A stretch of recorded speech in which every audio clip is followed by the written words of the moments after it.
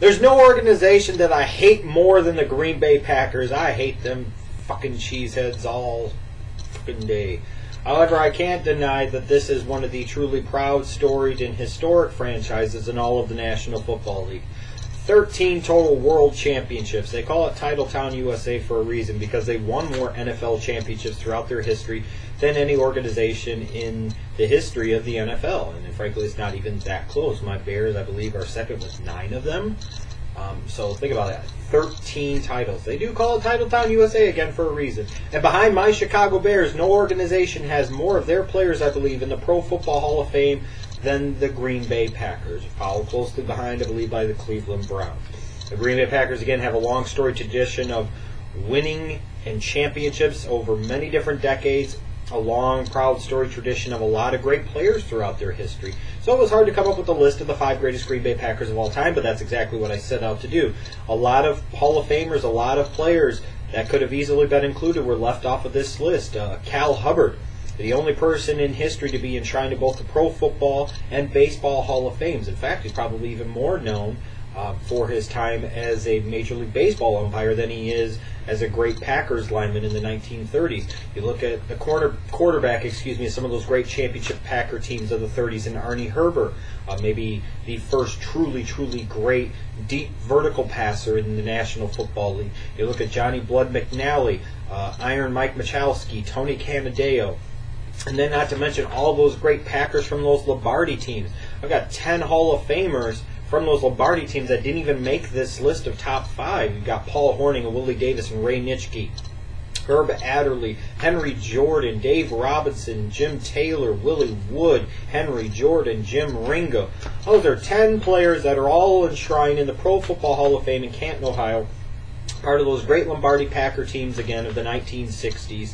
That for a lot of other organizations would be peppered all throughout the top 5 list, but they don't make it for the Green Bay Packers. Neither does somebody like a James Lofton, who was a great Packer player on some bad Packers teams of the 70s and 80s. And I even look at a guy like a Reggie White, who was very tough for me to leave off of this list because of his 6 seasons in Green Bay. He really was a franchise changer, every bit as much to me, in my opinion, as Brett Farr was, because Reggie White made Green Bay a destination place for free agents to go. There was always a concern, would players actually want to go and play in a Green Bay? Reggie White changed all of that, not to mention being one of the real building blocks for Ron Wolf and Mike Holmgren on some of those really good, great Packer teams of the 1990s. But ultimately, it's about finding the 5 greatest Green Bay Packers of all time, and that's what I set out to do here. So let's get started with my list. You're free to let me know what you think of my list, whether you agree or disagree, down below in the comments section, and give me your own list of the 5 greatest Green Bay Packers of all time, if you so desire. Number 5, Clark Hinkle out of Bucknell, that during his 10 seasons with Green Bay from 1932 to 1941 was a part of 2 NFL championship teams, and he really was one of the premier two-way players of the 1930s. Like, it was hard to leave a lot of those Green Bay Packers under Lombardi off the list. It was hard to leave Reggie White off the list. A reason a guy like a Clark Hinkle got on the list here for me at number 5, with all these other Hall of Famers, it's hard to really go wrong, and I really can't argue with too much. But what I can say is that Clark Hinkle, for a decade, was thought of, along with maybe Bronco Nagurski, as the preeminent two-way player in all of the National Football League. So he impacted the game all around, not just in one aspect of it. He was a great ball carrier as a fullback. He was a great linebacker. He was also a very good kicker as well. A 4-time first-team All-Pro, a member of the 1930s NFL All-Decade team, a member of the NFL 75th anniversary team, being recognized again as one of the truly great two-way players in NFL history. And at the end of his career, he retired as the NFL's all-time leader in rushing yardage. So I think Clark Hinkle does deserve some recognition for his greatness as a Green Bay Packer, and comes in at number 5 on my list. Number 4 on my list is who I think was really the heart and soul and the embodiment of the Vince Lombardi Green Bay Packer teams of the 1960s. One of the truly great leaders and definitely winners in the history of the National Football League, and that is Bart Starr. Think about this. He was taken in the 17th round, 200th overall, into the University of Alabama in the 1956 NFL Draft. A 17th round pick would go on to eventually become one of the winningest and most successful quarterbacks in NFL history. You talk about a 4-time Pro Bowler, a 1-time first-team All-Pro, the 1966 NFL Most Valuable Player. But when you talk about Bart Starr, it's not just about the individual accomplishments or statistics, because, yeah, he was a 3-time league passing champion, 3-time leader in completion percentage, 3-time leader in quarterback rating. But when you view and measure Bart Starr and his greatness, it goes far beyond that.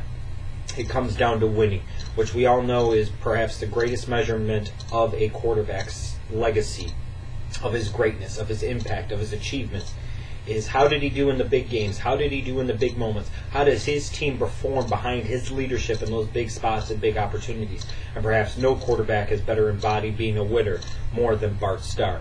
During his time at the helm of the Green Bay Packers, they played in 6 World Championship games, 5 times winning, so 5-time world champion, including winning the first 2 Super Bowls at a time where the AFL-NFL merger was starting to occur. They were starting to come together, but the NFL still needed to establish that they were the superior brand, they were the superior league. Well, Bart Starr and the Green Bay Packers helped establish that at least through the first 2 Super Bowls anyways, and Bart Starr being the primary reason for that, being the MVP of Super Bowl I and Super Bowl II. Throughout Bart Starr's career, he had a career playoff record of 9-1. The only playoff loss he ever suffered was his first playoff appearance, and that was the 1960 NFL Championship game against Norm Van Brocklin and Chuck Bednarik and that great Philadelphia Eagles team. That's the only time Bart Starr lost in the playoffs. He went 9-0 the rest of his career in the playoffs, an outstanding mark that hasn't been equaled by any player, any quarterback in NFL history, period. A member of the 1960s NFL All-Decade team, and again, like I said, the real gold standard, the real, leader of those Lombardi Packers teams. He was the field general. He was the extension of Lombardi on the field. He was the player that everybody on that team looked up to, got behind, respected, something that you look for out of your starting quarterbacks. Is those leadership and intangibles that you can't always quantify, but you do know them when you see them, and Bart Starr had them in great abundance.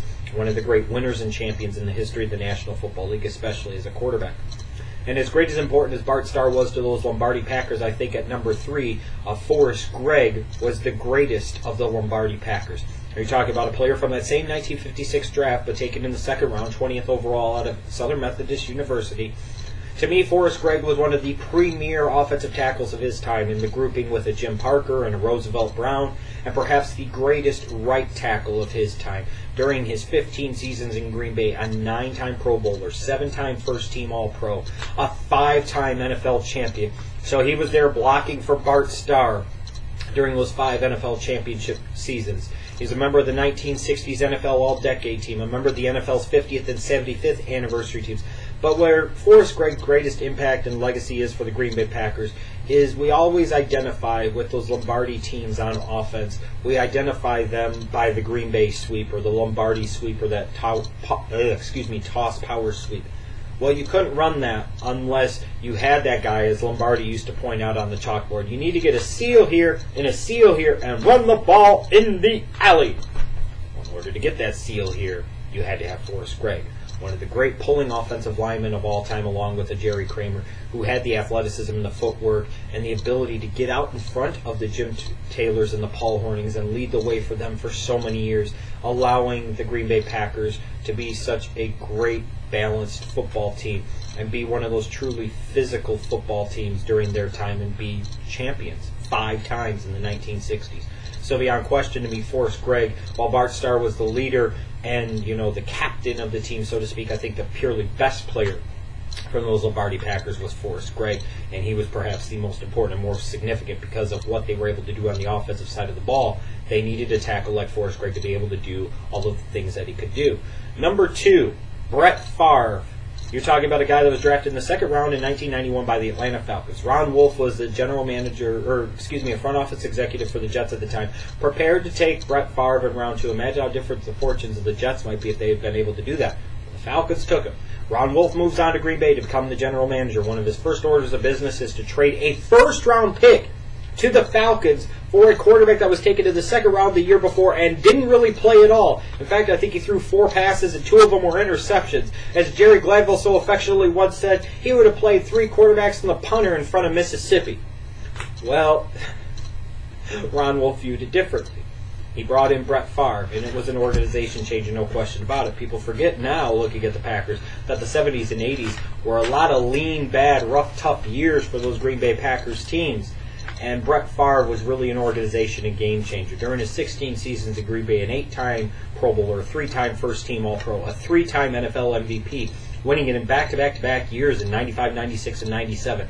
Led his Packers to 2 NFC championships, a Super Bowl championship. He retired as the Packers and career all-time leader in passing yardage and passing touchdowns, and most impressively, perhaps of all to me, the all-time leader in most consecutive games started at quarterback, a record that I think is so far out there that nobody's ever going to approach it or even frankly come close. I'd be surprised if I saw that in my lifetime.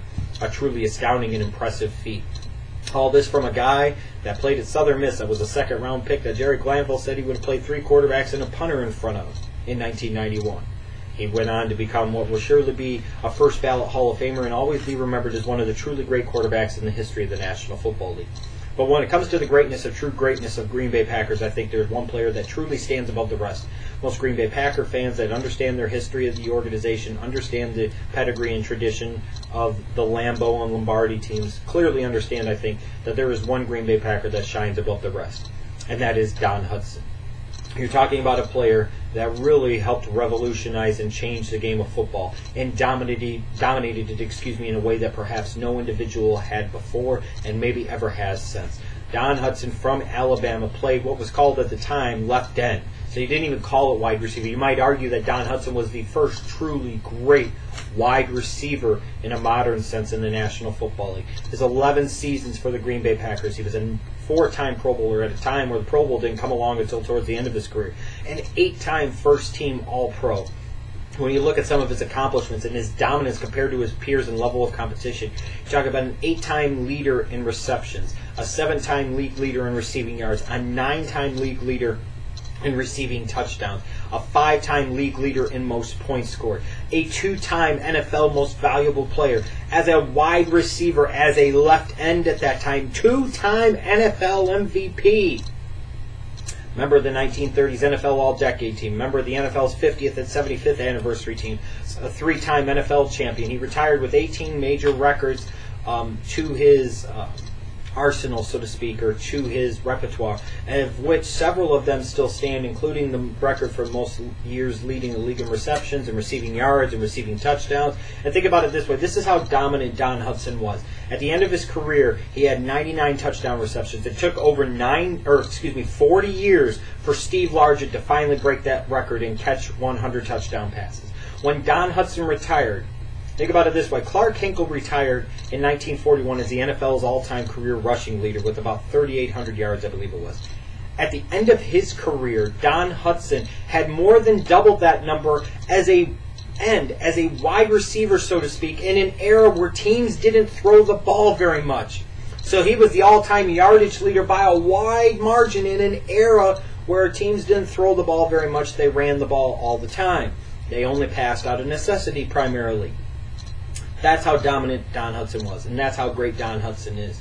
And that's why he is still thought of as perhaps the greatest wide receiver not named Jerry Rice in the history of the National Football League, and perhaps the most dominant player in the history of the National Football League. And I think, to me, clearly makes him the greatest Green Bay Packer of all time. So let me know what you think of my list. Come up with your own list down in the comments section down below. Next up, what I believe will be the Houston Texans, where it'll basically be Andre Johnson #1, I can tell you right now, and then trying to figure out who will be 2 through 5. Pretty much.